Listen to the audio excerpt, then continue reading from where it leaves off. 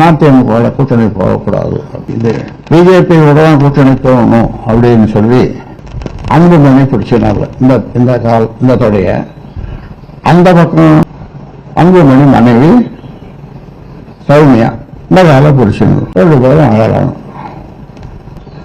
அன்புமணி வாயிலிருந்து இதை ஒத்துவா நீங்க தான் எனக்கு சொல்லி வைக்கணும். நீங்க பிறந்த ஜாதியவே ஒற்றுமையா வச்சுக்க துப்பு இல்ல. நீங்க எல்லாம் இன ஒற்றுமைக்காகவும் வளர்ச்சிக்காகவும் போராடுறீங்க. உன் ஜாதி ஓட்ட அரசியல் கட்சிக்கு விக்கிற புரோக்கர் மாமா நீ, உனக்கெல்லாம் தலைவர் பட்டம்.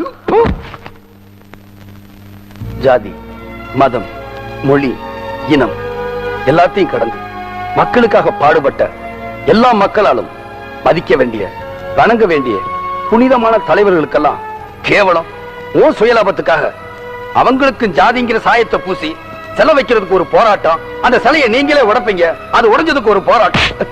ஏய், ஏண்டா இப்படி கலவரம் வன்முறை தீவிர நாட்டையே சுடுகாடு ஆக்கிட்டு இருக்கீங்க? ஏய், நம்ம நாடு எப்ப சுதந்திரம் அடைச்சு தெரியுமாடா? தெரியாது.